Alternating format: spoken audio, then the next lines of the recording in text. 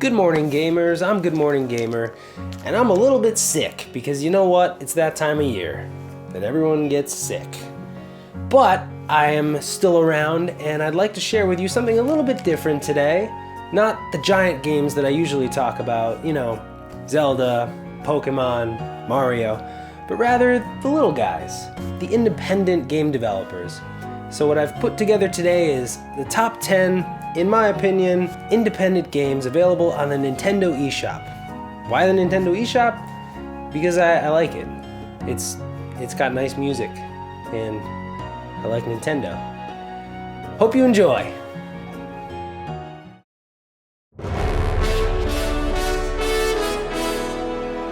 The Adventures of Pip. Pip? Like Pipsqueak?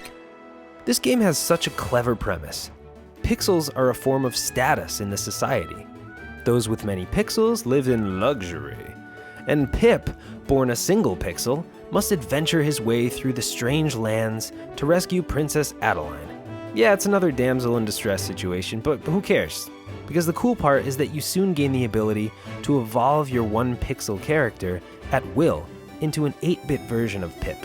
He gains some new abilities, and the key to traversing the landscapes becomes changing between forms to suit your surrounding. It feels great to devolve into a pixel to sneak through tight spaces. Another part of this game that stood out was the full-fledged orchestral soundtrack.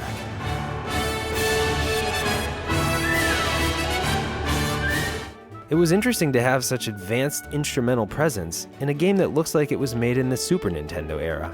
It gave the experience a really unique feel as a result. Despite eventually gaining 16-bit ability, the gameplay can feel a bit repetitive at times, and seeing multiple levels of pixel clarity side by side does feel a bit disjunct. But the solid controls and special gameplay make Adventures of Pip worth a try.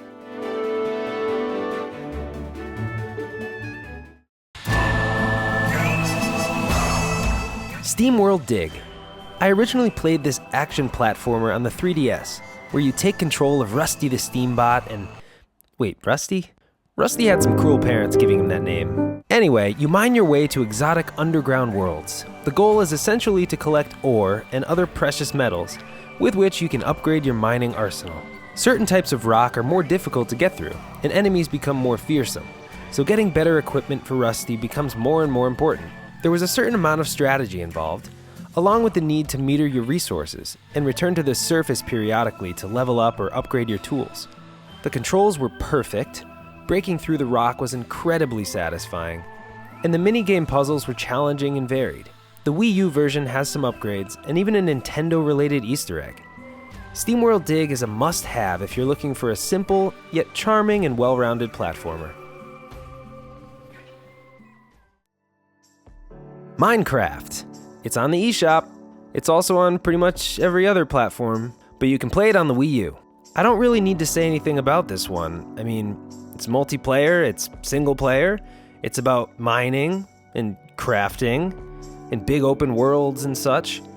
You can do anything in Minecraft, and it can be a really relaxing environment in which to spend some time.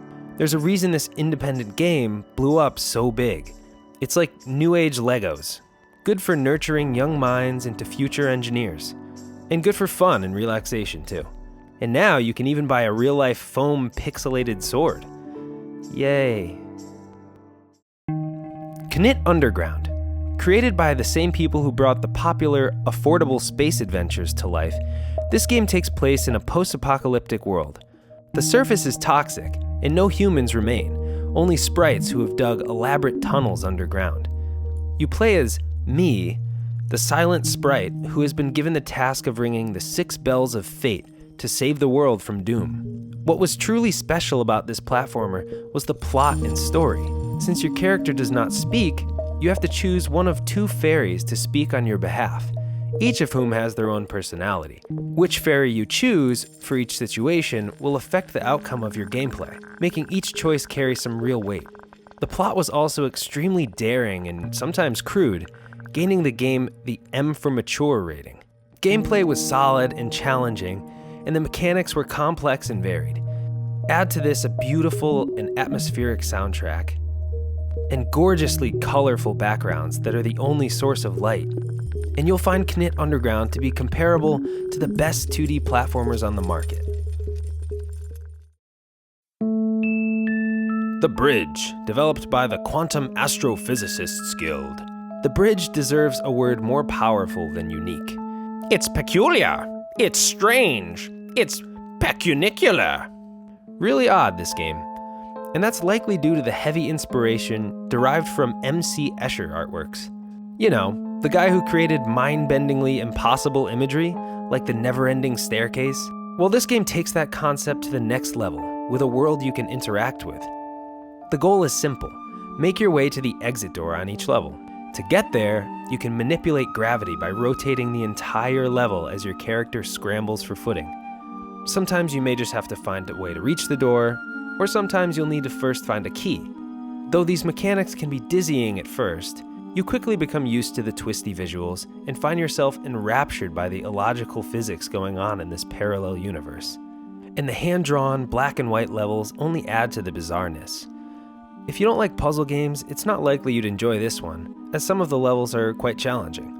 But if you like to test your brain, or you enjoy the pecunicular things in life, give The Bridge a shot.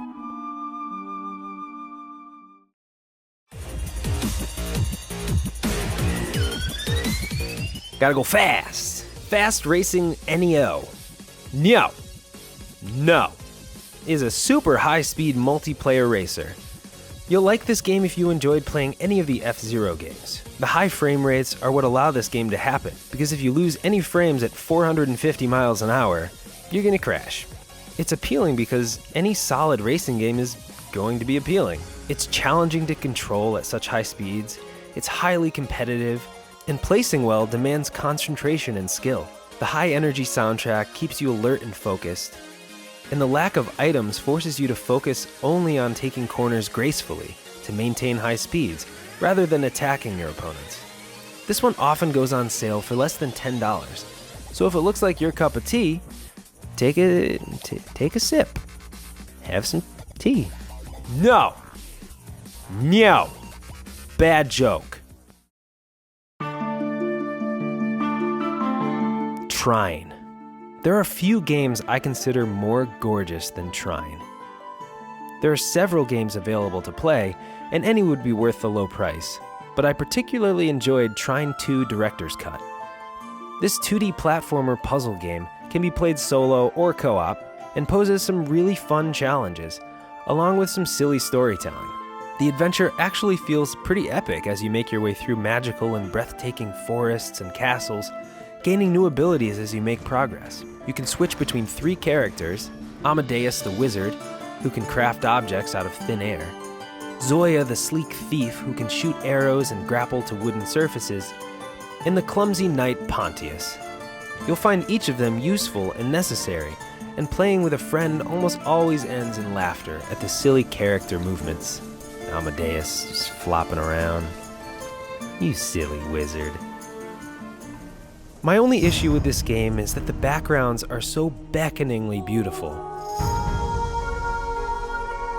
that it was frustrating being unable to delve into the third dimension and explore further. The mystical shafts of light pouring in, the orbs of light floating in the air, it's really a wonder to behold. But yeah, Trine. It's fun. It's neat. Point-and-click games don't have to be on the PC only. The Rivers of Alice makes the simplest use of the Wii U gamepad, allowing you to tap on items to explore. The hand-drawn environments are dreamlike and bizarre, and the music adds to this otherworldly feel. It's a puzzle game for the most part, but what I liked most about it was the odd tasks that you had to complete. Whether it was fixing a spider web or building platforms. I don't think this game would appeal to everyone, as some of the puzzles are a bit illogical and confusing to figure out.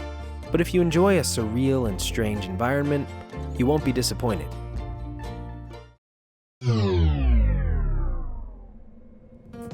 Race the Sun by Flipfly.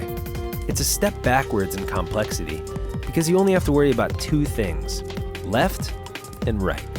You control a solar-powered, low-flying machine as it speeds toward the rapidly setting sun. Shadows are your worst enemy, So if you stay in shadow for too long, or you allow the sun to set, your machine will come to a stop. There are power-ups along the way, some giving you a forward boost, some allowing you to jump and glide, and so on. So if you're strategic, you can keep going forward until your concentration slips. What drew me to this game was the simplicity. Rather than having to learn 100 new abilities and controls and power-ups and make use of every button on the controller, you just have to avoid obstacles by steering. Don't get me wrong, this game is pretty high tension, especially in the unlockable Apocalypse mode. Oh my god, mayday, mayday! There's bombs everywhere! I'm being attacked! We're going down! And there are even some hidden portals that take you to vastly different landscapes where you can rack up your multiplier. Race the Sun is a great homage to the arcade era, with leaderboards for each mode and daily regenerating levels. Check this one out if you enjoyed Pac-Man or Galaga. And last but not least, Shovel Knight. I made a short video about my favorite things about Shovel Knight, so of course it's on this list as well. Shovel Knight has become a very well-known retro-themed platformer. You embark on your royal mission through the kingdom with nothing more than your armor and a shovel. The silliness and humor of the game is immediately apparent and brings a huge amount of charm to the worlds. Every character you interact with seems to have its own personality and quirks, while Shovel Knight himself remains relatively quiet, allowing you to paste your own personality onto the character you control. Good morning, Shovels. I'm Good Morning Shoveler. On the subject of controls, you can't really do it much better than this.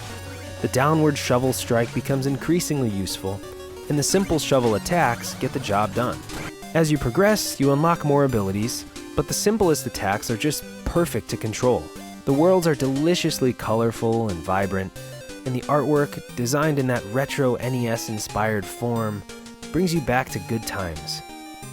The music is expertly written with some incredibly catchy tunes that simply do not grow tiresome. Since launch, some amazing free DLC has arrived, where you traverse the same levels but with a new character, Plague Knight, and you hold a completely new objective. It feels like a whole new game, with a radical change in gameplay mechanics and difficulty. And if you have the Shovel Knight amiibo, you can unlock co-op mode and get frustrated trying to share a screen with a friend. Stop, stop, stop it, stop, stop, stop. Thanks for watching Good Morning Gamer. If you like this video, take a peek at one of my others, like this one, or this one. You can also expect lots of content around the Nintendo Switch in March, because I'm really excited about the next generation of Nintendo. Thanks again for watching, and I'll see you in the morning. Bye.